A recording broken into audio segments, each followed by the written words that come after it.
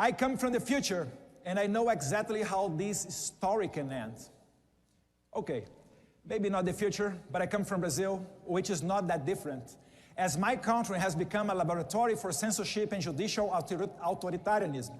Since 2019, it's been used as a testing ground for the judicial weaponization against conservative, libertarians, and Christians, always under the noble pretense of protecting democracy, fighting misinformation, and stopping extremism, while in reality, silencing dissidents, controlling narratives, and criminalizing opposition. We continue to face the dire consequences of this experiment every day.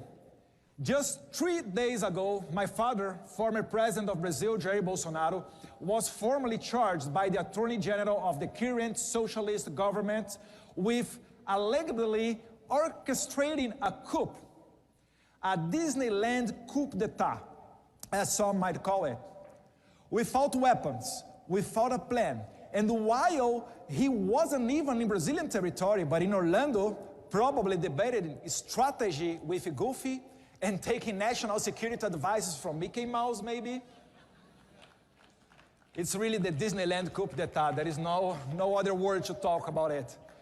This baseless accusation, entirely devoid of evidence, is nothing more than a tool to neutralize political opposition.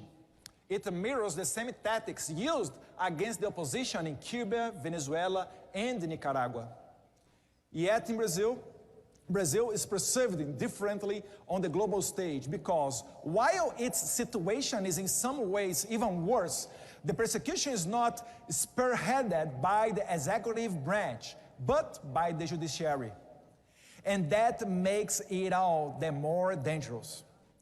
We are not talking about a dictatorship in the traditional sense. We are talking about a place where tyrants issue decrees and suppress opposition openly. No. In Brazil, the judicial system has been weaponized, creating an illusion of legality while systematically dismantling democracy from within. And guess who helped found this experiment? Right?